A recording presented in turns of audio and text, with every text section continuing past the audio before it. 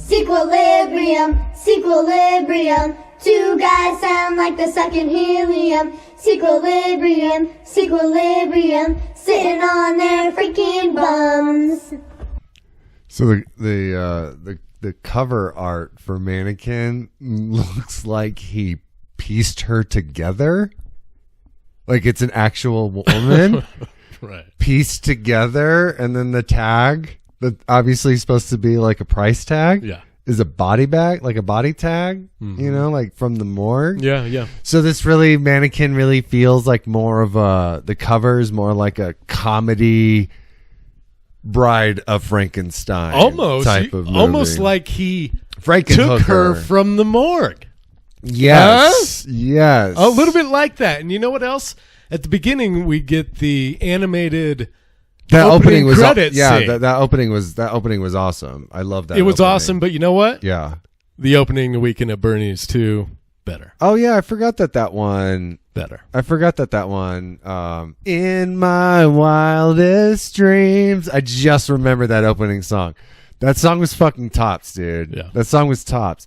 Yeah, Bernie 2 was animated. Yes. It was more of a Christmas Vacation type of animation. Mm-hmm. This was more of like Emmy traveling through time, finding out dudes are pieces of shit throughout the ages until she finds Jonathan. Right. How did she travel through time? As what? You know, the gods took her away. Here she is in 1987 Philadelphia as a mannequin. Cool. Yeah. What about when you ran into Marco Polo? What were you then? Right. Were you like a fucking fertility god statue or something that you only came to life? Like mannequins didn't exist then. Uh-huh. So it wasn't like she was traveling through time into other mannequins. Exactly. Like they're fucking building mannequins on the La Pita or whatever, the Senorita. What the fuck was that? The fucking Columbus ship's called. Anyways, I'm fucking ruining the reference. You know what though? She did, but it's not like make they were building mannequins. She kind of made for it seem department that stores. way. Yes. Yeah. Yes. I love this movie. This movie's fucking awesome. I love it 100% since I was a kid. Looking back, Kim Cattrall was that first crush. I know I've talked about this because we've done Police Academy. You mentioned her a couple times. I love this movie. I think it's fucking awesome. Yeah. I wish it was longer than 1 hour and 29 minutes. Like, I don't feel like there's enough time establishing Jonathan and Emmy relationship. I think it's the perfect length. I think they shouldn't have added a fucking car chase scene. That's absurd to have. I think a lot of this shit's absurd. The fucking amount of security guards in a department store is downright fucking absurd. And the fact that they're like, with no regard, destroying their workspace to capture. They have no idea why. Right. To capture this guy. And they're taking her because what? This gives him inspiration? I mean, they haven't seen her live. Would you really go to these lengths to kidnap a dummy to like get someone to work for us? Aren't you just as crazy at that point? I mean, at that point, Yeah. I mean, Felix 100% is fucking crazy. She's the dummy. I love that. That's like my favorite part in that movie. Yeah. Aside from the ending with fucking Starship playing the classic grocery store theme song. It's fucking awesome. It was good, man. It was good. It was, I mean, James Spader, how fucking funny is it? He looks like the kind of dude who's into feet, but is ashamed to talk about it. Yeah. Back in the 80s. Right. Like, he's just like, you know, he also looks like he would wear latex gloves for fashion and not for like protection. Yeah. A little bit. Right. But also a little bit like a serial killer at the same time, too, with that like super fucking slicked, parted hair. Uh-huh. Like, look back to when he was in Pretty in Pink, like I was saying a couple days ago. Like, it's so funny, the difference in the two. And then watch him as Robert California in The Office. It's fucking awesome. Like, James Spader is amazing. I'm sure he's got a lot of horrible pieces of shit things that he has done Oh, in the sure. past to make us want to hate him. But I mean, shit, he's fucking fantastic throughout the times. Yeah, I agree. Yeah, Felix, a police academy alumni. He was a great security guard. Ooh, Switcher, you're one sick puppy. Yeah. I fucking just, he was so great. He was so fucking fun. His name's Rambo because he likes to draw first blood. Yeah. And then how does Rambo like get sick? Because he saw the mannequin become human or vice versa. And it like fucked with him to the point where Felix had to get rid of him to get Terminator. Another. I mean, he could have used Cobra if he was going to stick with Stallone type of names, What? but he went Schwarzenegger and he went with Terminator. I mean, what could he have used? I mean, that's pretty good. I don't know, though. I mean, it's not like Terminator wasn't an action guy. Like Reese was the action hero in Terminator. Yeah. Like Rambo is the hero in Rambo. Right. Terminator's, it's Terminator, you know, I don't know. I was going to say like, it's like how Daniel is the Karate Kid, but really fucking, Johnny was the Karate Kid. Yeah. That's yeah. So saying the Terminator is the villain, not Reese. Whatever. I don't think I made any sense right there. That's fucking fine. We just watched the last 15 minutes of Mannequin, and it was fucking wonderful. I missed 80s consumerism. Do you? There was a need for these types of stores Yeah. everywhere for multiple locations and multiple options. Yeah. And I feel like that was when we had a much better economy because our consumerism was more like our middle class was much, much better back in the 80s. And the middle class are the people who like to spend. So the economy, the need for like these type of buildings were necessary. And then the internet was just starting. So it wasn't like everyone had access to that fucking type of shit. I just miss when it wasn't about like, having to rush everywhere and rush everything. Yeah. Like, buying it online and getting it in 2 days. Just go to the fucking store and get it. Like, Yeah. I don't know what the fucking problem is. Like, why does modern consumerism have to be so still like stuck, have to be in the future? Why do some things have to be in the future? Sure, a car that runs on a fucking Tesla type of shit, whatever. But like Circuit City, fucking Best Buy, those places should still serve a purpose. Yeah. And physical media, like seeing in this movie in the background, it's saying records. Like, there was a need for that shit. Like, Spotify's fucking dope, but like, tangible shit is necessary. Yeah. I'm starting to come back to tangible lifestyle. Well, I think I've even told you, even with my grocery shopping, I enjoy the experience of going into a store and walking around and getting my groceries. It's almost a meditative thing. Yeah, we have a free service that would even deliver it to us for free. Right. We have that option. Yeah. We choose not to because of that. So like, I think that's why I push so hard to watch 80s movies, because it reminds me of a time when people had a reason to connect. And now it's just where there's such disconnect. You go to the grocery store, I'm guilty of it, but literally everybody in there, even if they're with a partner, are wearing AirPods. Yeah. We just totally disconnect from the human experience. Yeah. And I'm guilty of it in so many ways. I refuse to order specific food if they don't have an online option. I don't want to have to call and talk to somebody because that's not the world we live in anymore. And that's the world that I got used to. And I hate that. So now I'm trying to, I don't like buying so much online is basically what I'm getting at. I want to go back to, owning things. And then so canceling a lot of my streaming services are going to be rad because then it's going to force me to go out and like buy that movie. That's good, man. I've even thought of it,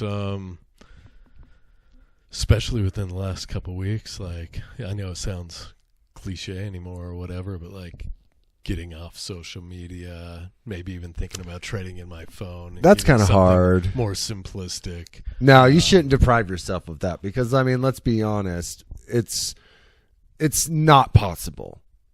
because it's not necessary. I think online interaction is necessary, but it's more of like how we take the information that we see, how we take the negative shit, or how we see other people's success and compare it to us. You know, that's what makes internet toxic. Yeah. And that's on us as a species. We need to learn to not do that, but depriving ourselves from sharing our experience in the way we want to, we shouldn't do that because it's cathartic. You know, we belittle people who like, oh, you're just posting that for likes. Yeah. Fuck yeah, I am. Because I get something from that. I mean, let's be honest. If it's positive, yeah. If it's negative, okay, maybe you should say something. But like, why should you feel guilty for having a Facebook? I guess what I mean is just that habitual thing. Looking. The amount of time it consumes and what you're getting out of it. You know, is there that balance there? Well, create it, you know, because I'm trying to do, I'm trying to do that for myself too. Like, I used to feel guilty for posting so much, and it's like, but I shouldn't, you know, and even though I know deep down I'm doing it for the likes, you know what I mean? But that's the dopamine I'm chasing. Right. And as long as I accepting that that's what I'm doing, I'm not going to do it. You know, like I'm on my way here for some reason. I was thinking about this, about like this one dude told me he unfollowed me on Instagram because he said his feed was just nothing of shit that I was posting. And this was back when Instagram first started, and I was chasing that dopamine high. And then, you know, I felt bad for it. Like, oh, well, people don't want to follow. Well, then fuck it. Who cares? Right. You know, I'm, you know, if you're interested in what I'm sharing, then that's rad. And I shouldn't feel bad about doing it. Granted, being excessive, you know, that's call for alarm, I think. Sure. You know, I mean, looking back at, you know, how I'm doing it, but I don't know how we got on this tangent. I don't know either. It's not a bad one. I mean, is this like a BetterHelp episode? This is. And Chad and I certainly not we're talking about Mannequin for like 5 minutes, but then all of a sudden we're talking about every reason why we should be in therapy. I feel like Joe Rogan's gonna chime in at any moment. Yeah, I would hate that. I'd be like, I'm fucking done. No, you wouldn't. You fuck. Anyway, back. Where did we just end? I don't remember. Let's end there and continue talking about this because honestly, oh yeah, I just missed the way things were, and we shouldn't evolve.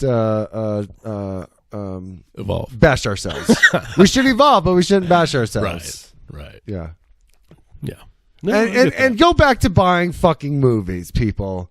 Like, no fucking joke. Like, there's nothing sicker than holding something that you love. You know, don't. I was excessive. I think I love movies. I love collecting, and I used to spend like $60 a week on new release shit, TV shows, movies, whatever, because I loved things.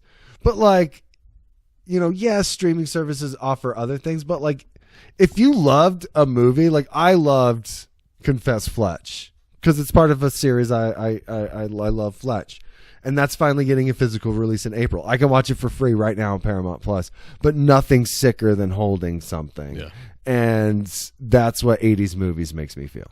Seems like it took a while for Confess Fletch to come out on. Yeah, you know, I've been searching a whole lot, and it's like, oh, you can watch it now on Paramount. Yeah, I fucking know I can, but I want to take that little box and I want to put it in between all my other two Fletch movies. Here's the thing that you didn't even mention is it's the most secure form of entertainment too. Oh yeah, you know what I mean? Yeah, like Mannequin, I have it on VHS and Blu-ray, so it's like I can watch it in 2 different formats.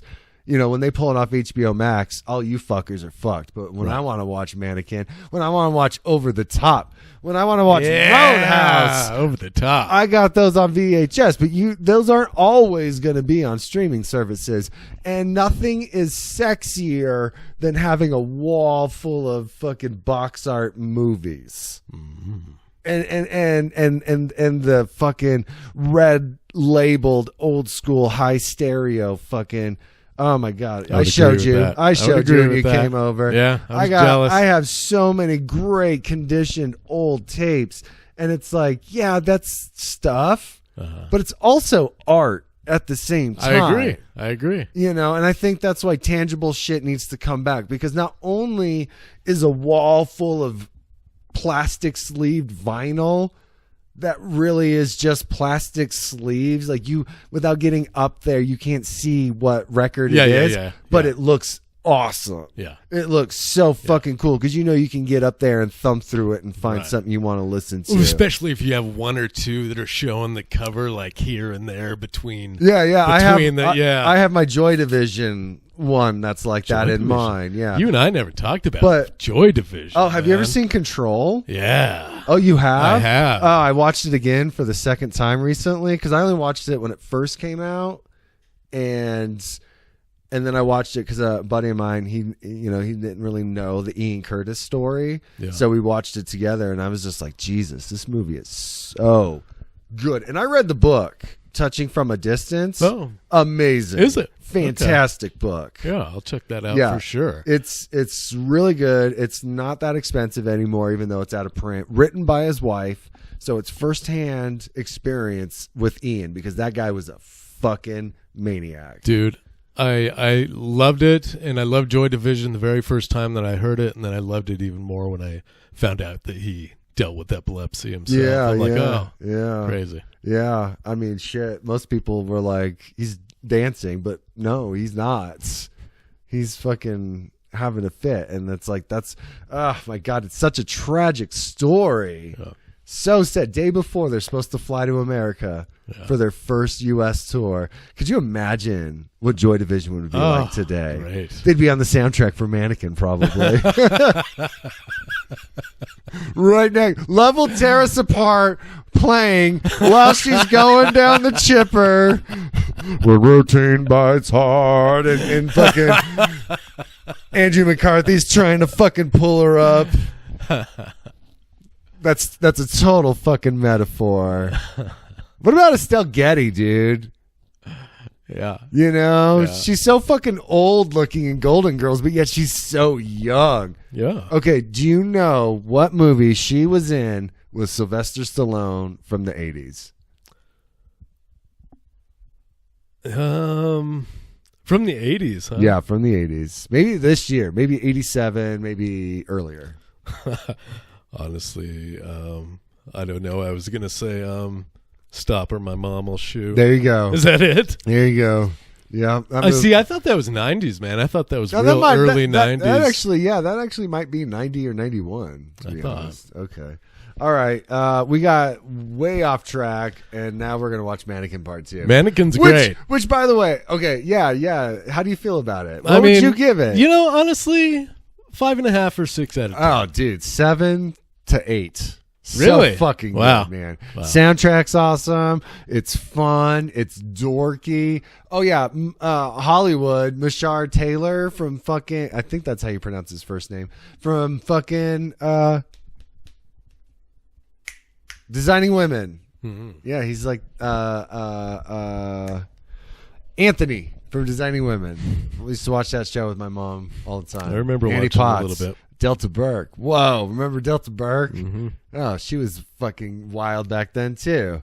Yeah, Mannequin 2. I watched it once back in high school. It's not that great. You're really gonna fucking hate it. Because I already do, dude. I'm stoked to fucking watch it and hear what you have to say about it because it's fucking terrible. I can't wait to read the 10 stars because you got to be fucking with us if you 10 star this movie. Yes. That bad? Yeah. All right. Okay. We're going to watch Mannequin 2. After these messages, we'll be right back. What a fucking terrible movie. The poster title is Mannequin 2 on the Move, and the actual title of the movie is Mannequin on the Move. And I don't feel like it deserves the title Mannequin. It's weird, too. Because she's not a mannequin. She's a fucking wood statue. Right.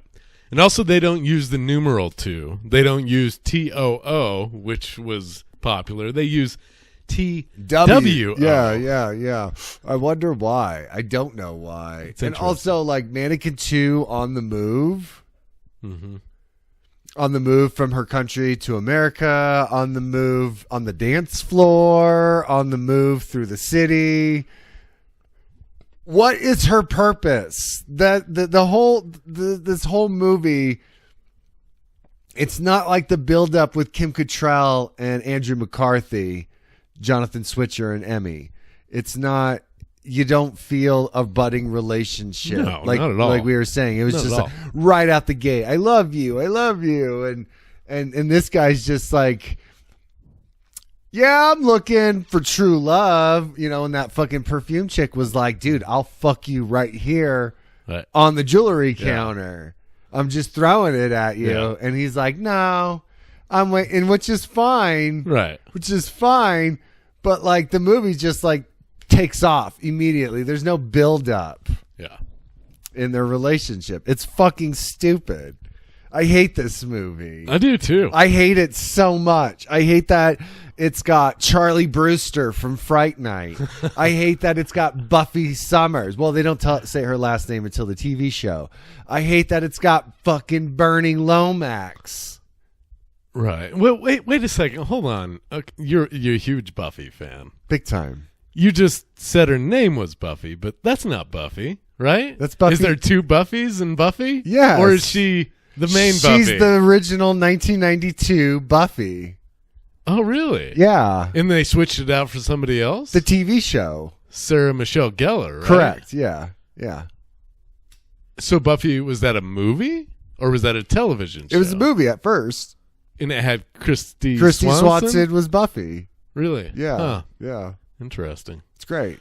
I'd rather talk about that than Mannequin 2, if I'm being honest with you. It's awesome. The cast members in that movie, the background actor, Seth Green is in it, who's No shit. also in the TV show. Huh. Ben Affleck is in Really? Buffy the Vampire Huh. Slayer. He's a basketball player.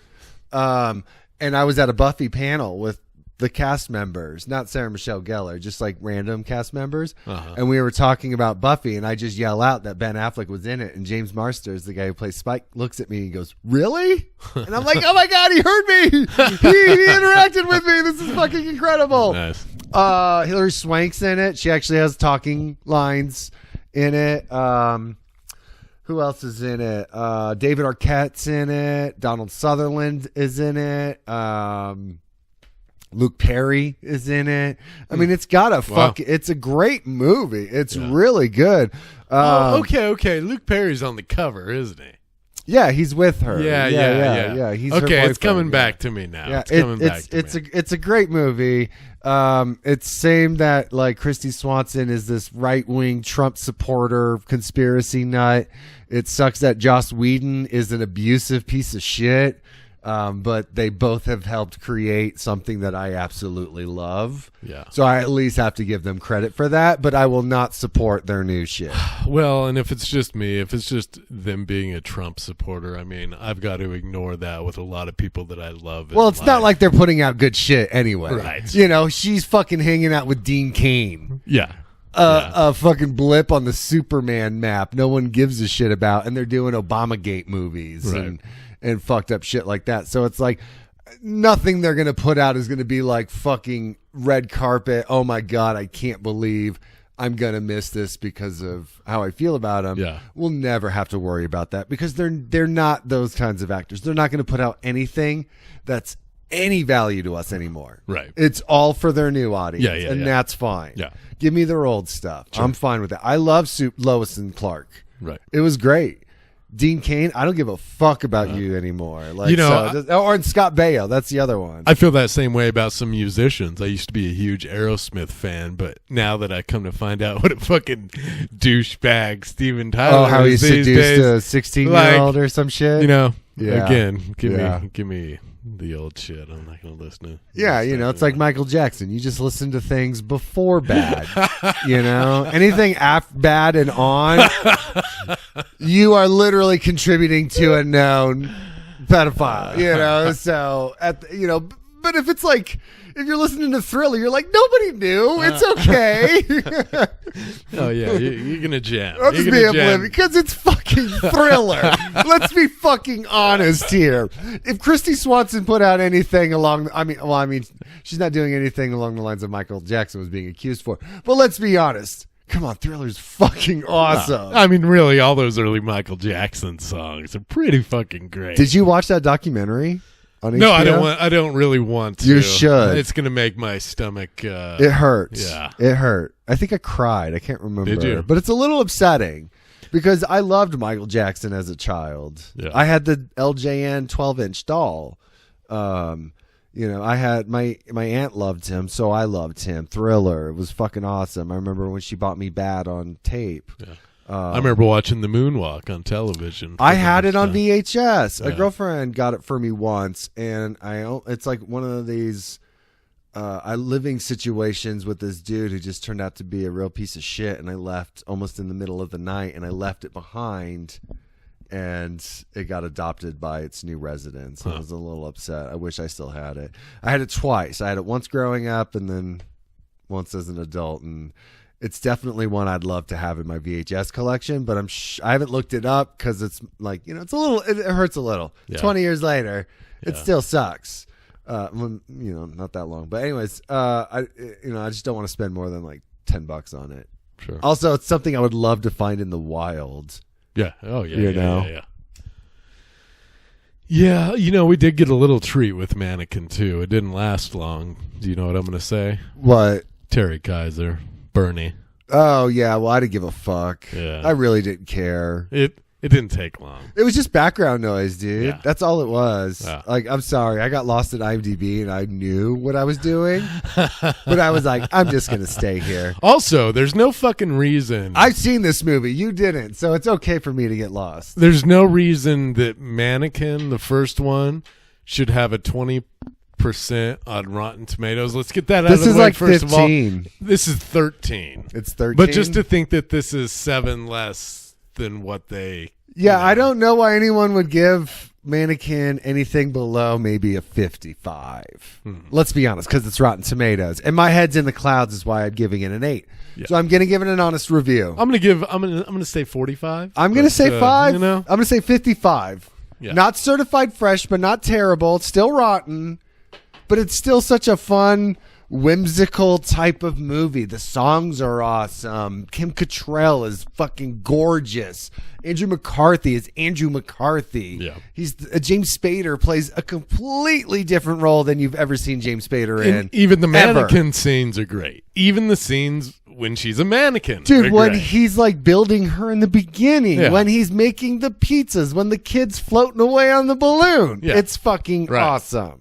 This movie had zero appeal. I mean, maybe the beat up Jeep was awesome. Maybe the fact that it's Prince and Company again. I prefer a dead motorcycle in the rain. I know, right? How dramatic. You know? I knew it was you.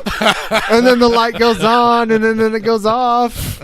No, come back. Come back. It's funny. It was such a creeper going up to the window in the rain.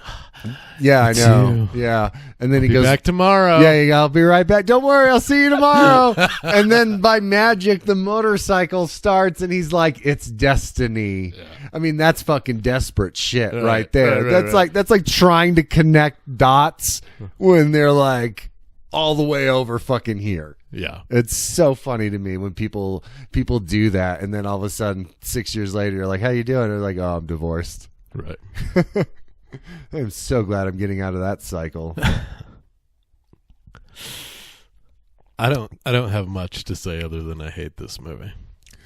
I hated the German workout dudes that were like, "We Yes. must find the princess." Yeah, they were probably the worst. I'll tell you what, though, this movie did make me want to pick up Taste of Philly on the way home. Oh yeah? Yeah. I had it maybe a couple weeks ago, and from someone who had an actual Philly cheesesteak in Philadelphia, it's the best. Yeah. It's like you wouldn't know the difference. It's Really? so fucking good. Yeah. It wasn't the first time you've had Taste of Philly. I Oh, take fuck it. no. Fuck no. But the thing that sucks is like it was so much better 5 years ago, and I think a lot of things you can say that too. Yeah. Because the pandemic and the economy has just kind of ruined Right. everything. You know, like you used to be able to get a medium-sized cheesesteak with cheesesteak fries for under $20, and it's like, good luck. Yeah. Good luck now. And the quality has gone down. Yeah, they used to load that shit up. Yeah, you used to get like fucking mouthfuls of cheesesteak. Now it's like the top of a burrito where you have to rip off the top of the tortilla because it's all you're going to get is a mouthful of fucking bread, no sauce, no meat. Yeah. You know, they really, instead of 3 dollops of meat, it's 2. Yep. Kind of a bummer.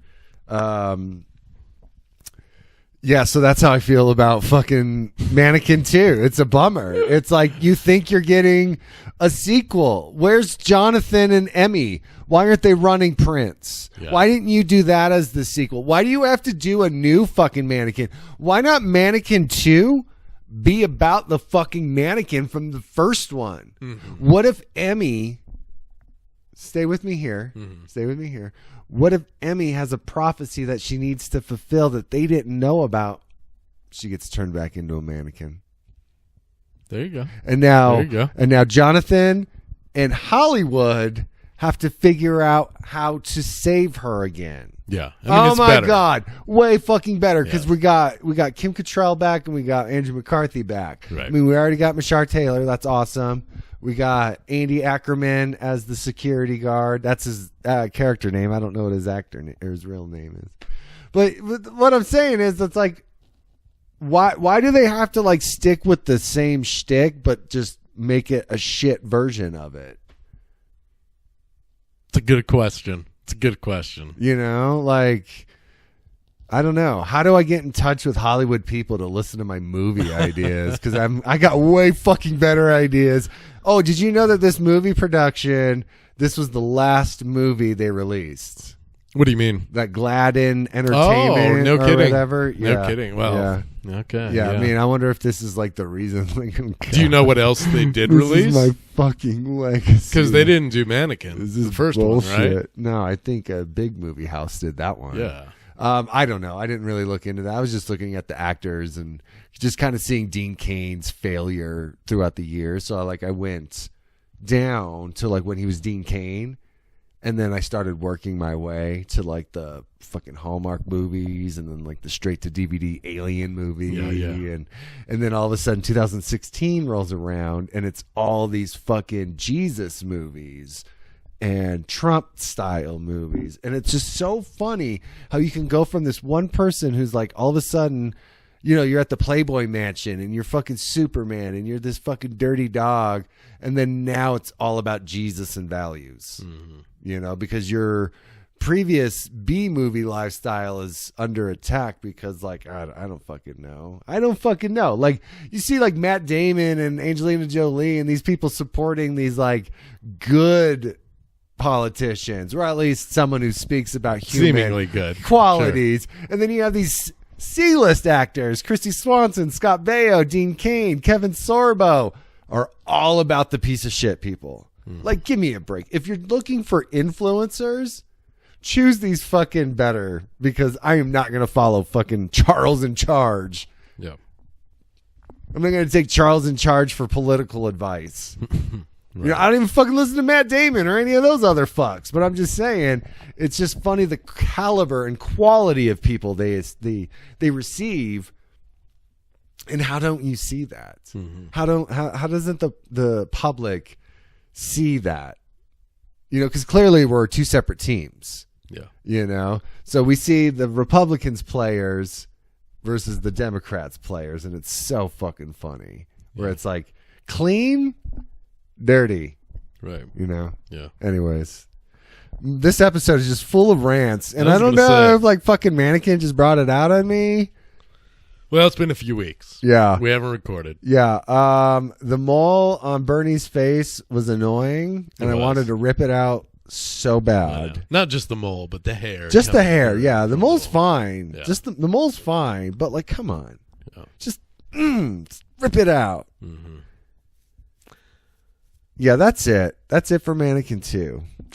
Speaking of which, Mila and I were watching Shark Tale yesterday. I don't know if you've ever seen that kid's movie. Jack Black, right? Yeah. Yeah. Robert De Niro as well. Mm-hmm. He's got I the love- mole. Yeah, I on love his- how the shark's yeah. got the mole right there in the face. Martin Scorsese's got the eyebrows, you know. That's right. Yeah. He was in that movie. Yeah. Mm-hmm.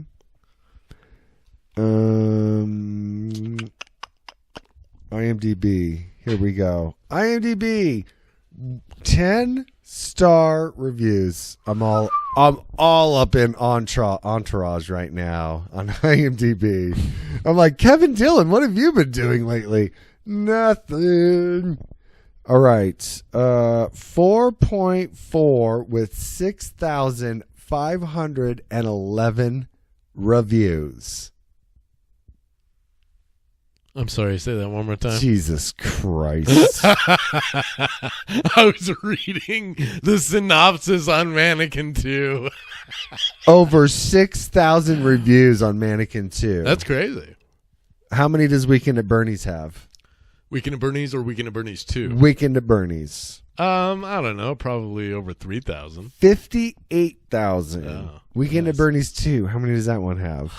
Better have at least 6,000. 13,000. Nice. Good. But the fact that 6,500 people had Reviewed something to say about this, Yeah. whether it's giving it stars or writing out a review on the toilet while you're on the toilet, Right. you still had fucking the effort to say, fuck this movie. You know the one thing about this movie, though? There's nothing about this movie There other is. than There them is. eating cheesesteak. No. Okay. There is. And that is this podcast. These are the little gems that the fans are going to look for. Mannequin 2. I don't know. Mannequin 2. I feel like people only listen to the episodes of movies they've seen. Because if you've never seen Mannequin 2, do you really want to hear someone talk about Mannequin 2? I mean, I do that, though. Maybe- I'll listen to reviews of movies I haven't seen. Maybe I should put like a disclaimer on it that says like majority of this episode is not about Mannequin 2. So if you've seen Mannequin or prefer to listen to political rants from amateurs, this is your episode. Yeah. There you go. There's your disclaimer. Here we go. Mannequin 2, 6,500. On the move. On the effort. Mannequin on the move. 10 star, 10 user reviews. 10 10 star. 10-star user reviews. There's a very, very long one, which means it's very full of passion, which means maybe I should not read it. So I'm going to skip it. Christy Swanson saying, "I will always love you." That's the title of this one. This one that's like okay to read. From 2020, just a few years ago, when you're stuck at home and you got nothing to do and there's a virus out there killing people. Watch Mannequin 2 and write a review. On the move. Mannequin 2 on the review. Got having this enchanted peasant girl laying in my bed saying that she'd always love me. Wow. That's basically what I'm going to ask for when I go to heaven. Oh. Christy Swanson is not only lovely beyond compare, but her attitude was spot on for a 1,000-plus-year-old girl out of touch with 1991. We were just saying that she wasn't. Yeah. Throughout the entire. I mean, they did throw in enough to Yeah. make the point. But I like guess. I said, did they call it stomach 1,000 years ago? Was that like the word for it? Did she know like that was the rumbling in her tumbly? Yeah, like I that said, she her was whole hungry? vernacular seemed Yeah. off to me. To be fair, most kids watching this movie would feel out of place seeing 1991 as well. That's a jab on you young whippersnappers there.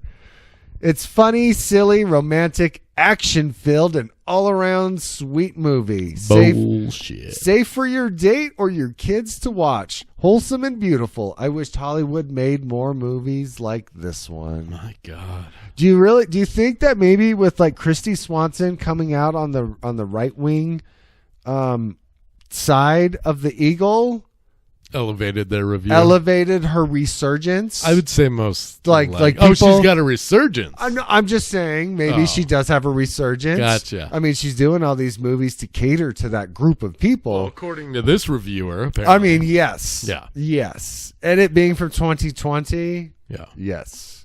All right, let's do another one. And also, I would love to see what they consider a shitty movie. I know, like a lot of these I really consider. What do you think? 10 out of 10. 2003. Oscar material, it ain't. It's going to be a misleading review for a 10-star, though, don't you think? Yes, this is a ridiculous movie. The plot is silly. There are holes in the script, and the premise is absurd. But it was never meant to be taken as a serious, thought-provoking film. 10 out of 10. It's it's a fun, silly, romantic comedy. Christy Swanson is so adorable, and William Ragsdale is such a cutie. This is just a lighthearted, easy viewing. I mean, yeah, it totally is. It's like whatever, but like it's not a 10 out of 10. Like, your words are misleading, people. Yeah. This is why Twitter has filters for people until Elon Musk. You're putting out misinformation about how great this movie is. Yeah, there was a sequel in here that I was like, we should do, and I mean, let's see. You thinking that you and I should make Mannequin 3? No, I'm talking about Fright Night Part 2, starring that dude. Oh. Yeah. We were supposed to do Fright Night 2 a long time A ago. long time ago. Yeah. A long time ago. And I'll bring up again, Fright Night Part 2's got Uncle Rico playing a werewolf. Nice. And he's also a werewolf in Monster Squad. It's awesome. But I love Fright Night. And Charlie Brewster's awesome. I say that's what we do. It's a great connection. Let's do it. Okay, Fright Night 2, Mannequin 2, On the Move. What a fucking shit dog movie. I mean, it's a dog turd in a hot dog bun served to the audience. This movie sucks. Agreed. Terrible movie. Hey, you know what? I think my dad's got a bunch of mannequins for no reason. That's scary. Maybe we should make Mannequin 3. Yeah, we could do like a little 5-minute short or something. Get a mannequin here. Let's fucking do it, dude. People can watch it on our TikTok when we actually post it on the TikTok, Sequilibrium Podcast, or on the Instagram at Sequilibrium Podcast. Wouldn't you think?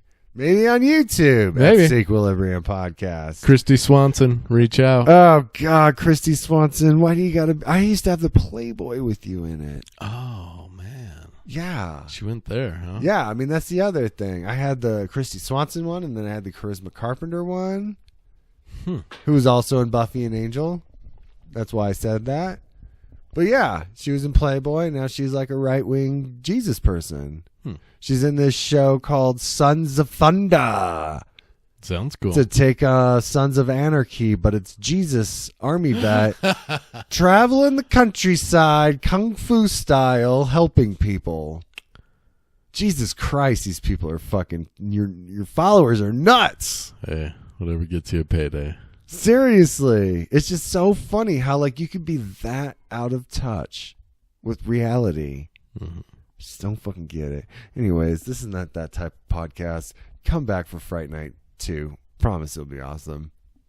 Goodbye. Oh, we should do Creed 2 soon too. Because Creed 2. When does Creed 3 come out? Soon, like in a week. In a week. Yeah, or a week or two or something like that. Maybe we should do Creed 3. Yeah, we'll see. Have you seen 1 and 2? Yeah. Okay. We'll see.